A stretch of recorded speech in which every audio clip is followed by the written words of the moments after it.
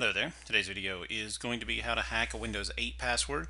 Let me give you some warnings beforehand. One, this may not be legal for you to do on some computers. Obviously, it's legal to do to your own computer if you work for a company and you have employees that leave and you need to reset their passwords, but they won't give you the passwords because they're being jerks. That's probably legal, but to just go steal somebody's computer and do this, that's illegal. Please do not do that. Use this with your own caution. You promise not to hold me responsible in any way, but at some point you're going to hit a computer and you have no idea what the password is. And today we're going to talk about how to reset that password. Now, it is common, I make it a common fact that I use VirtualBox to run my virtual machines. So I've done this on a Windows 8.0 with a UEFI, which I just turned off the UEFI, so that really didn't make it to a factor. Went to legacy boot like a BIOS operating system. And then I used this on this one, which is a Windows 8.1. There's so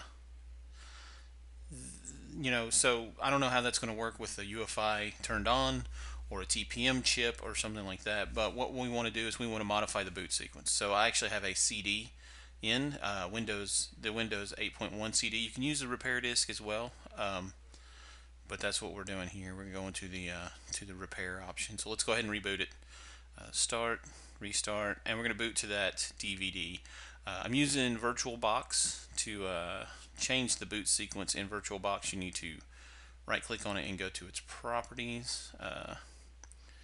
We'll have to watch for that. Oh, there we go. It's booting now, so I gotta watch. There we go. Gotta press the key to boot to CD or DVD.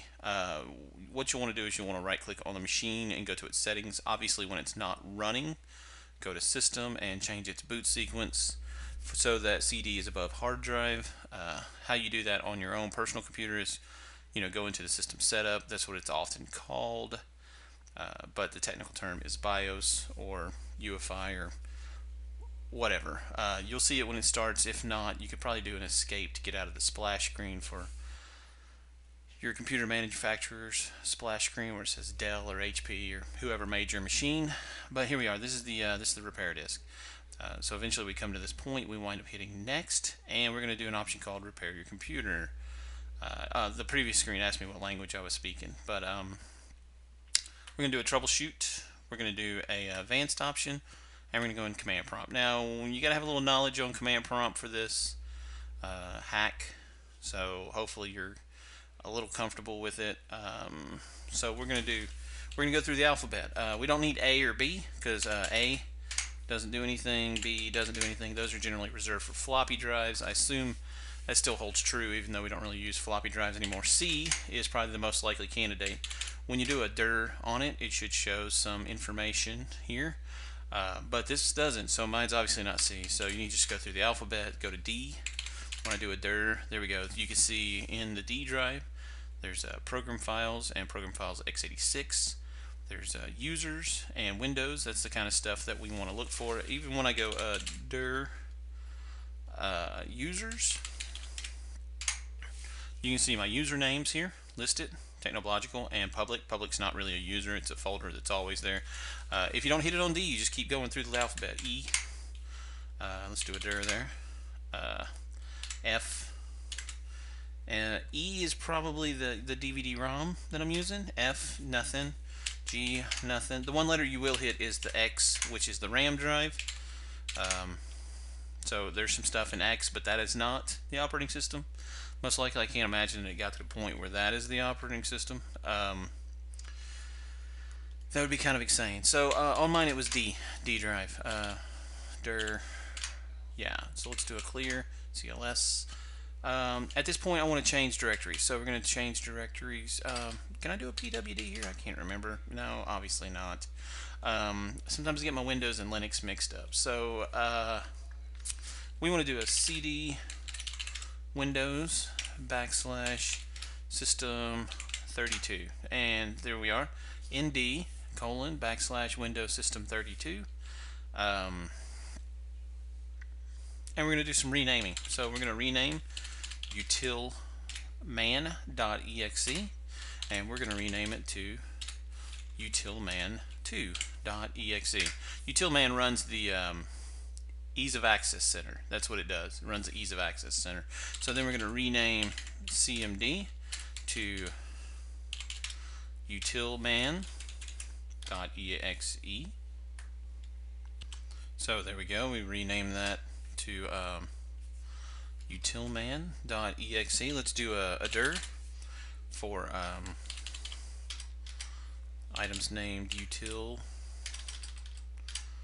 m asterisk wildcard. There we go. So we got two files, utilman.exe. Let's do a, can I just do a reboot here? Nope. I cannot. So we're going to do a continue to Windows 8. You can also do a reboot at this point, whatever. Apparently that's what it did. So we're going to get back to the screen where we don't know the password.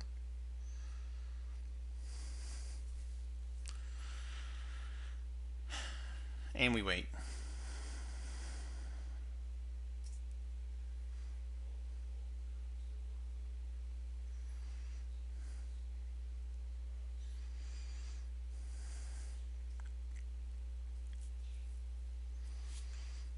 Come on. Still got the little hula hoop going. There we go. There's the login screen. So we still don't know the password. But the crazy thing is the Ease of Access Center is available, and since we changed the file, it pulls up an elevated command prompt. So we're going to do a net user, and if you forgot what your username was, it's right there, Technological. Theoretically, it's possible that this user's not an admin, and that's why I said list the names that are in users directory. So net user, Technological, asterisk, whatever your username, obviously not Technological, type of password, just hit enter. I didn't type anything there. So we're going to exit out of there, and then I can just do that. And there's no more password. It's all blanked out. So at this point we need to reboot back into the repair disk, repair the computer so that the Ease of Access Center works again. I'm going to pause this while this apparently is going to take a minute to boot. Oh, well, there we go. So let's see here. Here's my oh, that's right. Where am I going?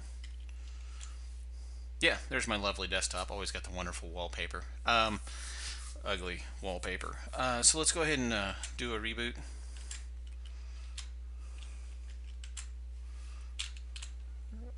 Restart. And we're going to have to boot back to that DVD or USB. You know, not everybody has an optical drive these days. Repair disk, whatever you've got handy. And we're going to have to fix those things back, because one day that's going to lead to problems. That is not a good way to leave it. Alright, so yeah, the screen's going all wacky again, and that means we're probably going into the repair options. We'll remove the command prompt back to command. We'll remove utilman back to its rightful location, and then it'll work again. So sometime, Windows, let's go.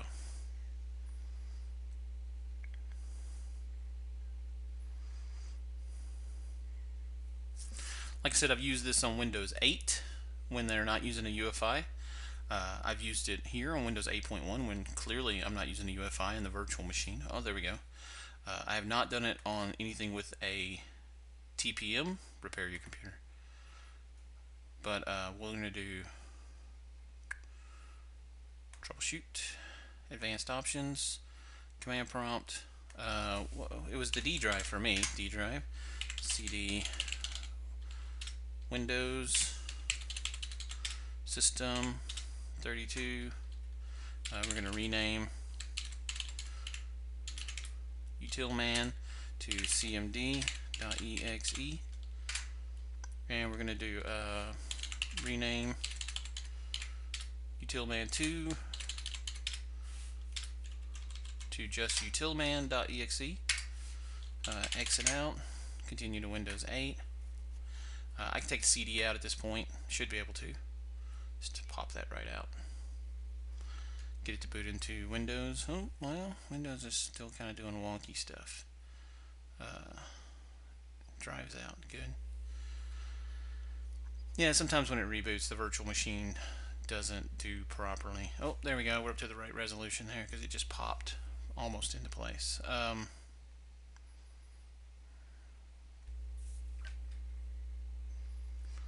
So once it boots back into Windows, it should just automatically log in as that user. Yeah, yeah, because there's no more password on the account. The Ease of Access Center was down here in the lower left.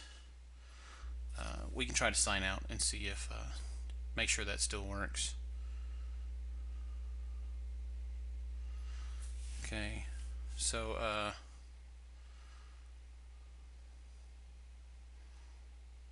oops, sign out, sign out, and this should launch the Ease of Access. Yeah, there we go. Yeah, don't talk to me, dude. But there you go. Hacked Windows 8 password and 8.1 specifically in this case, but I've used it on Windows 8.0. And thank you for watching. If you've enjoyed the experience of this tutorial, why not share it with your friends?